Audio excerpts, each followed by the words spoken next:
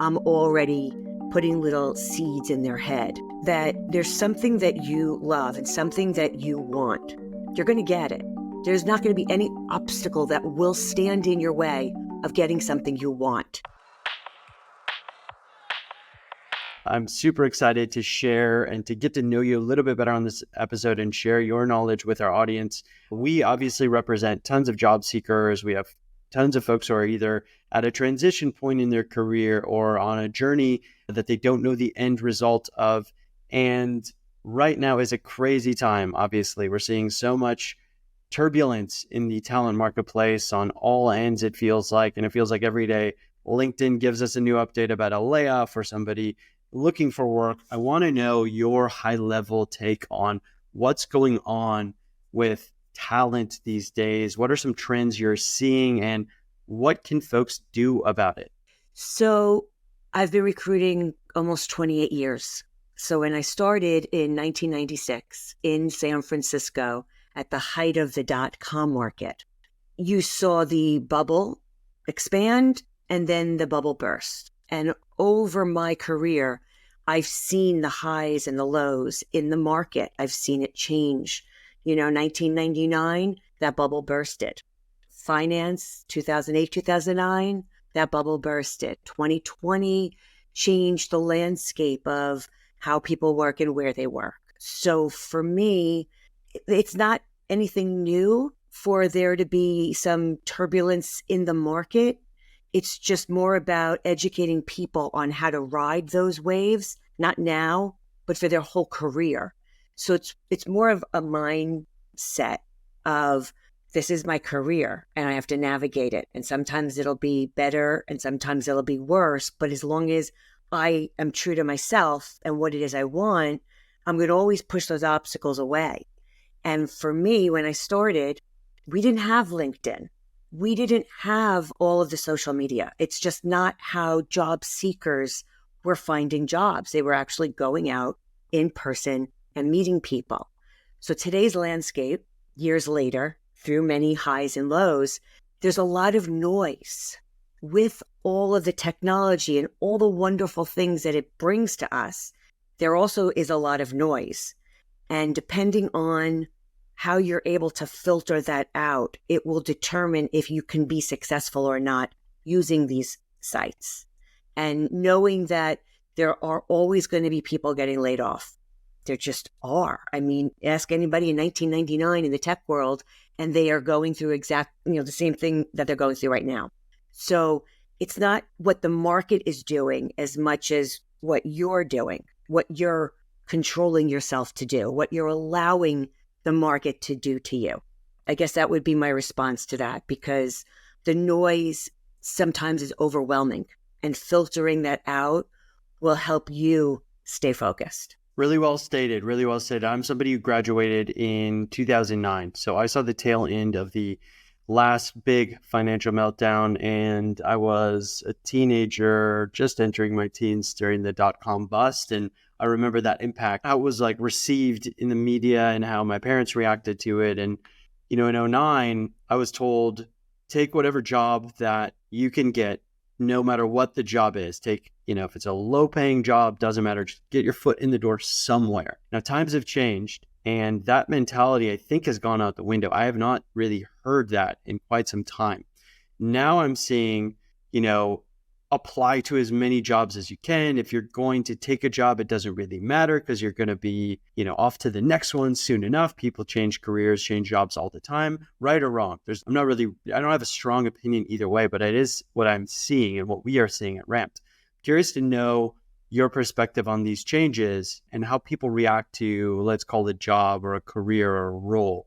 It's no longer pursue something and that's the rest of your life. It's pursue something for a short time. Or is there value to stick with something and pursue it forever? Or is it somewhere in between? I want to get your take on that. I've had two different careers, and while they're uniquely different, the core of both of them are the same. And I think that sometimes there's a job and sometimes there's your career, and there's no right or wrong. It's where you are at that moment of what your needs are.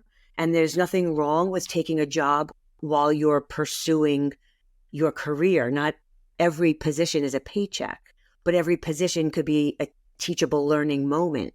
And I believe everything we do, whether it's a temp spot, a short-term gig, working in the local ice cream salon, is experiences that we bring with us everywhere we go. So the answer to that question, I'll tell you what I'm going to tell my children who are teenagers, and I'm already putting little seeds in their head that there's something that you love and something that you want. You're going to get it. There's not going to be any obstacle that will stand in your way of getting something you want. But not everybody knows what they want. Not everybody knows exactly what they're going for. And so getting a job to just get experiences and to wake up every day with structure and to be interacting with people and to use your skills is getting you closer to where you want to go, even though you may not know where you want to go. It's like you're practicing driving, right? You're in the parking lot and you're practicing. You're not going anywhere, but you're practicing those skills so that when you do go, you know how to drive the car and stop and turn. And a job sometimes is just that. It's practice for what you really want. But we don't always really get what we want right away. Sometimes you have prerequisites to get where you want to go, where you have to do A and B to get there. And sometimes you're just going to find it by somebody you met along the way or an experience you had. So everything you do is worth doing. I have no problem with taking a job until you find something in your career. But I do have a problem with somebody not taking the time to figure out what they want and then just waffling through and turning around at a certain time or age and saying, I don't have anything here. I don't have a career. I have a lot of little jobs, but I don't have a career. And a career is something that you put into it and it gives back to you. And there's joy in that. There's happiness in that. And everybody can have that. But first you have to know what makes you happy. So there's like a process before you get to that question of who am I? What do I want to do? Because that's when you'll decide, you know what? I really want this, but first I have to do this. So in the meantime, I'm going to get a job. Really, really well done and really thought out. And I agree with most, if not all of what you said.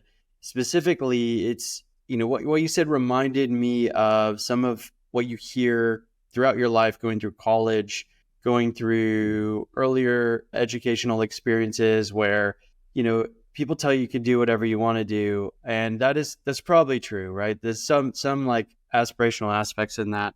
But it's probably true. I am never going to be a high school math teacher. I could just tell you that. But they also it's important that you identify a track and identify things that give you joy and identify things that give you inspiration. And if you're off track, it's okay to just kind of experiment and screw around a bit as long as you find your way back to some track, some normalized track. I want to ask about kind of combining that career path, that track, with something that we've seen recently, a trend we've seen recently, before we dive into some tactical conversation points and tactical pieces of guidance for our audience. But so a lot of what you said is super relevant no matter where you are in your career. I am curious, as you look at this younger generation, I know you have kids who are probably entering the workforce in the next 5-10 years, the remote work versus hybrid work versus in-person work. That has become a hot button issue, not just for our audience, but for life, for people you interact with. I hear all sides of the table, and I think all are pretty well represented, but and valid. But I'm curious to know your perspective on where do we go from here? What does the future of work look like in, let's call it 3 to 5 years? Is it fully remote? Is it hybrid? Is it in person? What are some of the trade-offs, and does it actually matter anymore? I could stand and argue every side of in-person, remote, and hybrid. And there are a lot of factors that will determine the success of each of those models. First and foremost, forcing people into the office, it's not going to work. People have to want to go in. And there are a lot of people that do.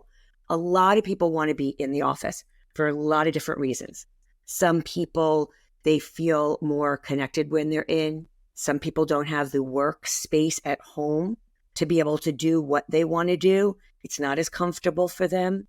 Some people love the long commute. It's the only time they have to themselves to listen to a podcast, to read a book. And then the reverse is true. Some people work better at home without all of the noise that could be in an office. For me, interviewing people now, I prefer it one-on-one as opposed to being in an office in person. There is so much confidentiality when it comes to a search that I wouldn't want a candidate's face on a screen and everybody is seeing that they're looking for a job. It just takes away the privacy element of it. I also find for myself that I work better in a quieter environment where I am in touch with the person I'm talking to, right? For me, that works. But I've also grown up learning in an office from other people. So I'm at a place in my career where I don't really need to have others around me to learn what they're doing and to follow how they're doing what they're doing so I can kind of make it my own. So it's not a hard, fast rule. Some people, I think, will do better in an office where they're learning from others around them, and other people will work better at their own pace in a quieter environment. So it's a personal thing. I think real estate is going to be a factor in how companies want to move forward. Do they want a physical office? And if they do, then people that want to work in an office should work at that company. But if they don't, then they should find companies that are remote. I think trying to force people or force companies to do something that's not comfortable won't work. So what does it look like? I think it's going to be a mixture, but you have to find a place that will work best for you. I have 2 kids, okay? One of them thrives in a classroom with a lot of people.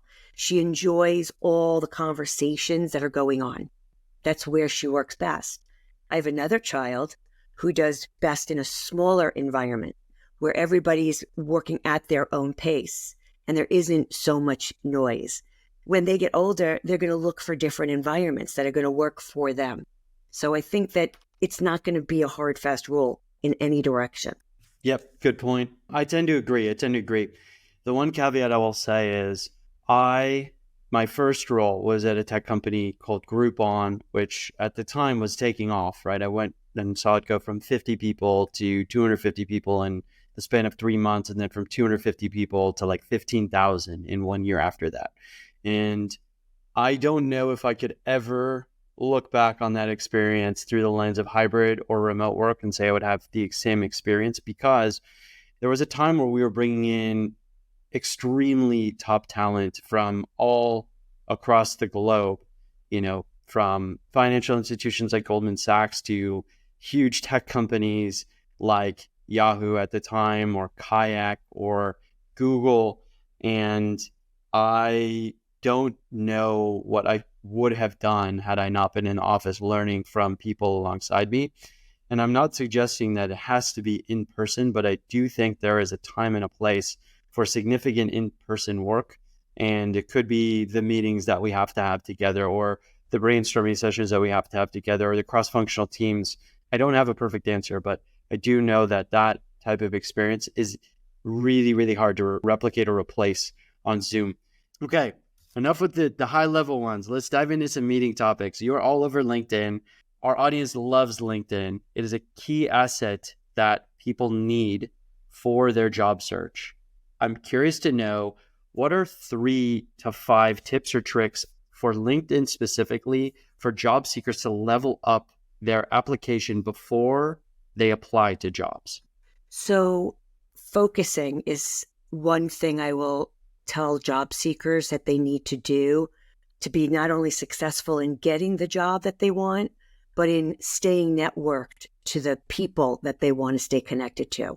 So just going on to LinkedIn and following random people and liking random posts without having a reason behind it is great, because it's always nice, to meet new people. But if your goal ultimately is to get a certain job in a certain industry, then you're going to want to be a little bit more focused on who you're following and why you're following them and what it is that you are hoping to get from connecting with them, whether it's just getting them to notice you or getting them to want to connect with you or getting them to want to hire you. And so knowing what your goal is will help you before you even get on there to be a little bit strategic.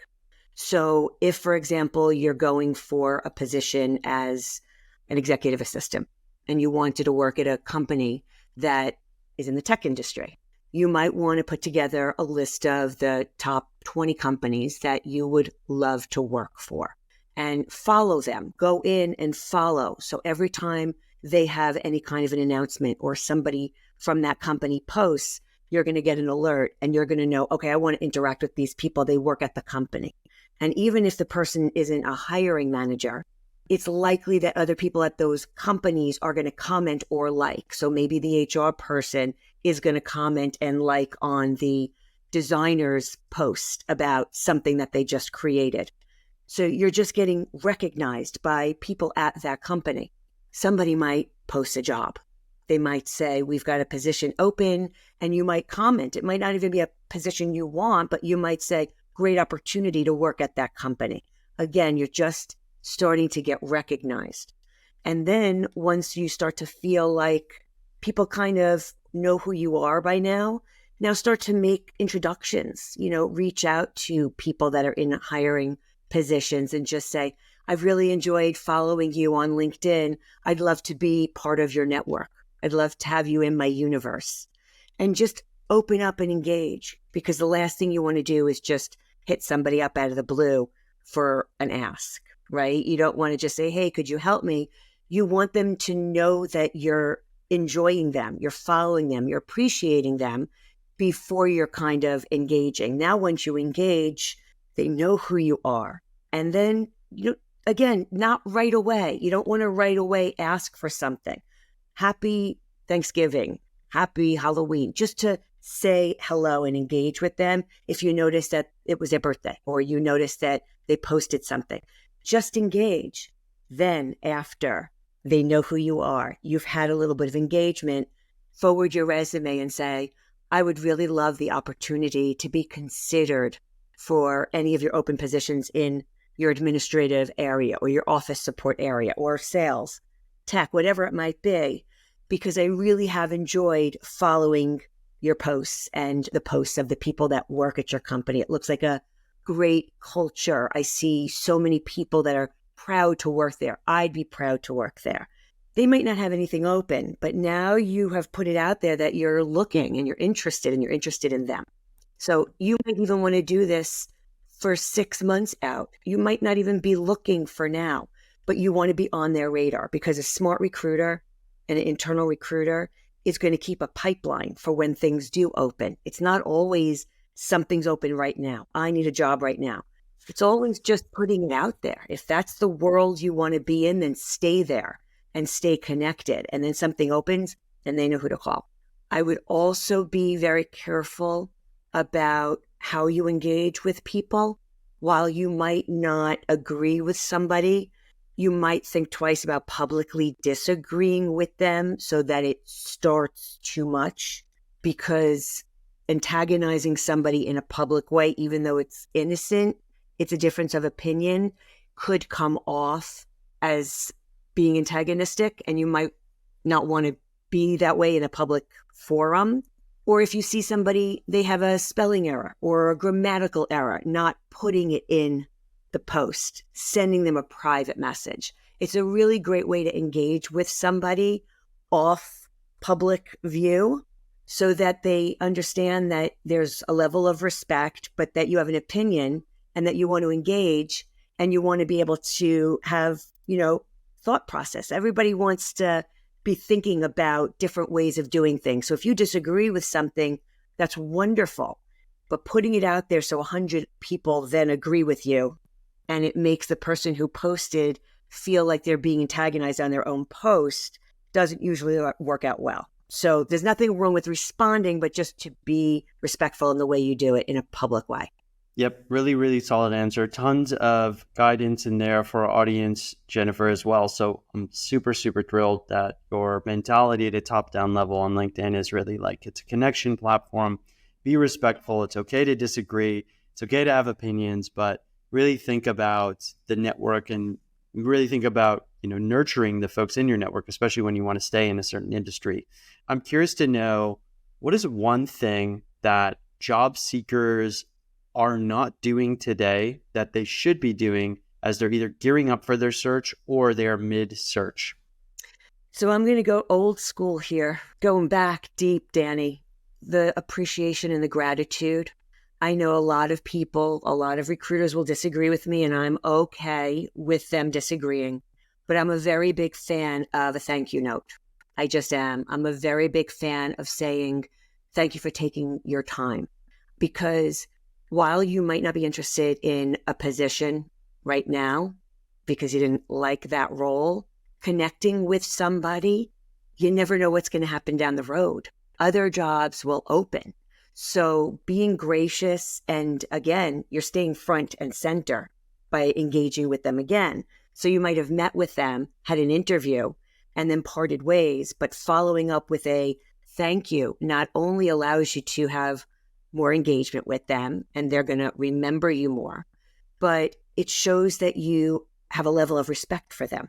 And they're going to appreciate that because not everybody does. Unfortunately, the recruiters and the HR department, they don't always get the love that they should. And when they do get it, they're really grateful for it. So for me, I think that a thank you note and just appreciating somebody's time goes a really long way. For the new job seekers who are also have been raised using technology, they're very comfortable on technology. It's great because we're using it for everything. But connecting with people outside of it is also important. I've seen people send handwritten thank you notes. I get them myself and I love them. So if you're comfortable with that, I'd say definitely go with some kind of a thank you note or written gratitude. Yes. Great point. That's an easy one, right? Like, people just forget it. I am so pro the thank you note in general. Better if you can have some sort of template and just have like a custom line that you can edit for the conversation you just had to make yourself stand out. I do think it is also a check the box, but it's a really important one, because if you're in these interviews and you really like the conversation, your peers are sending thank you notes. I get probably 70% of the time a thank you note from a candidate, especially if they really liked the call, and I can tell. And that does stand out. I don't always remember it. I don't always write down they wrote a thank you note or not, but it does go noticed when somebody sends one. And I do think it is not just the polite thing to do. I do think it is the correct thing to do. And I do think showing appreciation is really important, especially if you want to stand out in that interview process. What do we have here? Thank you notes. Wonderful. That people I like write it. I like to it. me. Okay. So Really if people good. think that they don't matter, they do matter. Really, really I good. will also, Jennifer I just just put want the to go stamp on back them. to something else. Recruiters are checking people out. They're looking at their engagement on social media, and they are seeing how people are engaging with other people. It goes back to be mindful of how you respond on somebody's feed, because people will see that and they'll see people that are putting kindness and good things out in the world, and they're seeing people that are putting the negative out. And most people want to be around those that are putting out the positive stuff. Yep. Really important. Really, really important. I think it's important that our audience understands one more thing from you. You have a wealth of knowledge. Before we ask that final question, and I think this is perfect for you, the way to treat talent acquisition folks, the way to treat hiring managers, and how to develop a relationship with both of them.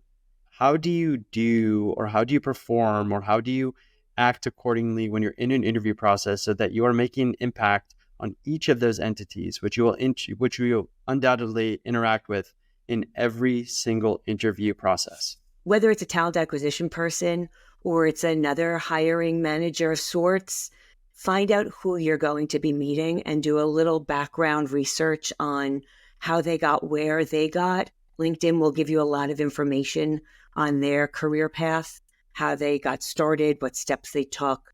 You'll see what schools they went to, organizations they belonged to, and you can see where they're posting, what kind of content they're posting. And coming into the meeting, just letting them know that they were important enough for you to do a little research. And then you've got something to talk about. I noticed that you belong to XYZ group. I also enjoy that. Or I noticed that you posted a great article on something that really resonated with me. It makes people feel really good that it meant enough that they took the time. I have so many people that will meet me for the first time and they'll mention something about me being a teacher of the deaf, that either they always wanted to learn sign language or they have a deaf friend or relative. And so they start the conversation connecting to something that I feel very passionately about. And so automatically, I'm excited to engage with somebody about something that I like, that they like too. So before we even get started, I feel like I've connected with somebody. And that was something they did. I didn't do that. They did that. And to me, it shows me that if they took the time to do that research, then it meant something to them. And so now I know that what they're interested in or they're interviewing for means something. It's not just something they're just throwing out on the walls and hoping, hey, it sticks, but they're going in with intention.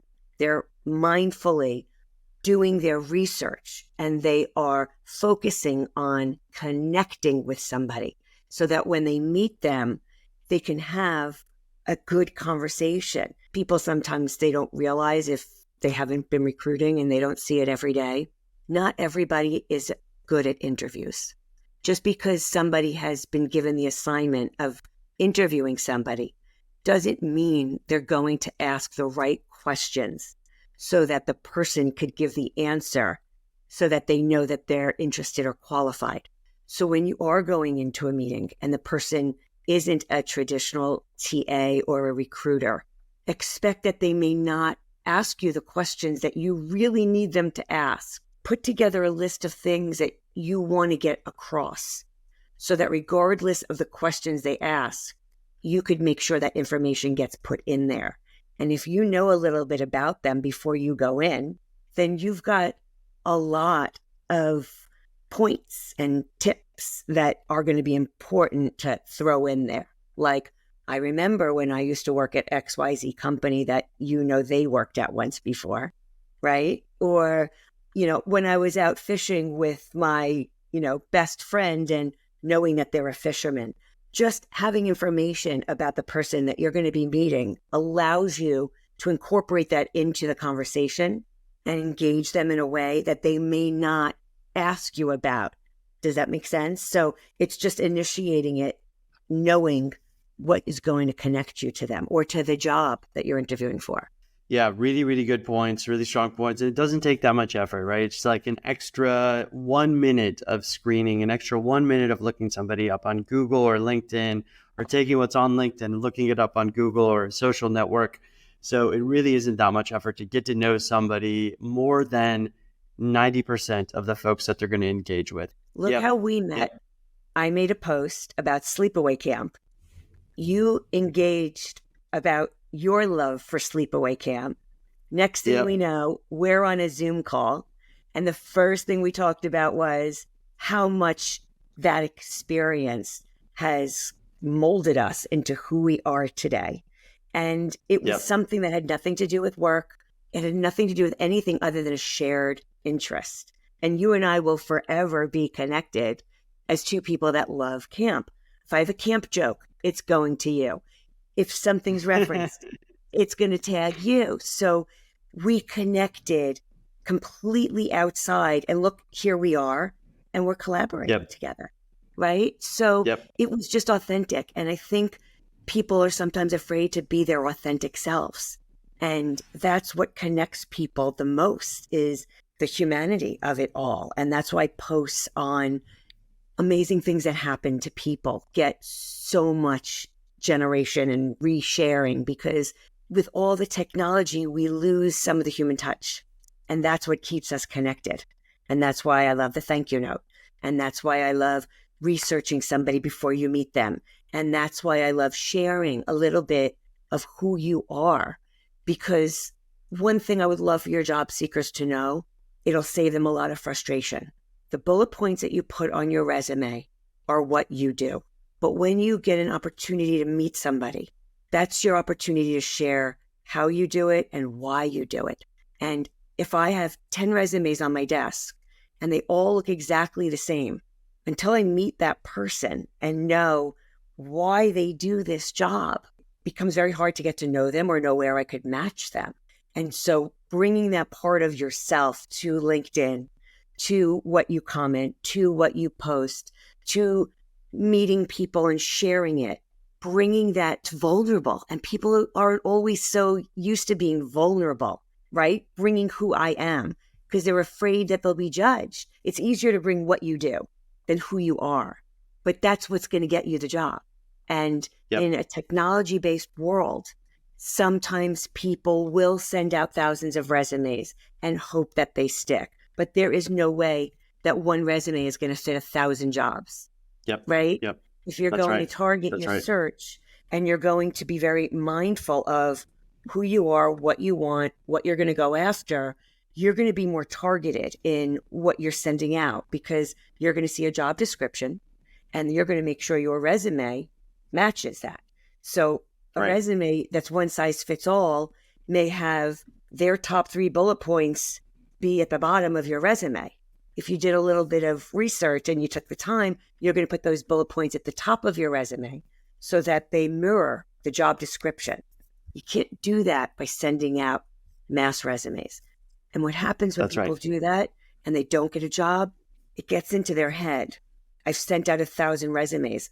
How come I'm not getting a job? And they start to think it's them when it's really just the steps they took to even apply. You don't need 1 million customers to make $1 million. You just need targeted ones. And it's the same thing here.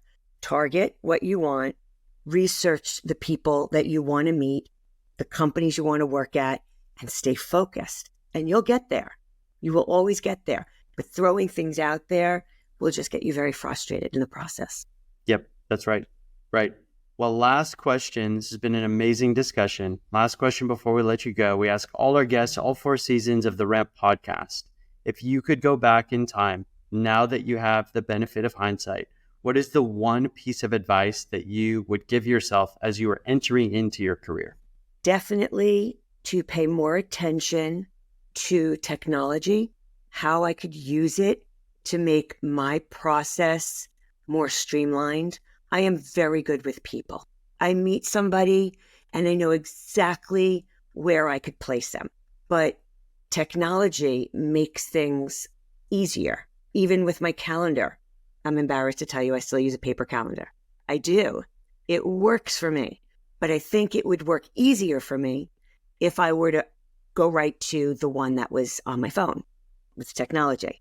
So if I can go back to my younger self, I would say, don't necessarily go to what works for me, which is more paper. Go what is going to make my life easiest and fastest. And that's more along the lines of what you're doing right now. You're helping the recruiting process, right? By using technology to make it easier for people. And I think that's amazing. It wasn't the way I learned. We didn't have it when I started out. So for me, I would like to turn the time machine maybe and have used technology more. I use LinkedIn great for connecting with people, but it could be used better. So that would be for my own self. It would be that. Good thought. Good place to end. Technology is definitely a tool and can make you more efficient and expedite your growth and your learning. So use it early and often. Well, Jennifer, this has been fantastic. I have loved getting to know you over our interactions, and I feel we've developed an even closer connection on this episode as well. You have so much knowledge. Our listeners are going to absolutely love this episode. Where can folks find you? So I'm on LinkedIn all the time. That's like my home away from home. And also jenstarsearch.com. Those would be the 2 places because, again, technology isn't my specialty, so I'm not all over. I am very focused on LinkedIn. That is where I spend most of my time. Well, we love that. We love LinkedIn. And Jennifer Starr, we hope to have you back on the Ramp podcast sometime in the future. Thank you so much for this super engaging episode. Thank you. And, every time people do things like this, myself included, you learn a little bit about the person who's talking to you, and you learn about yourself. So say yes more than no. Love it. Love it. Thank you.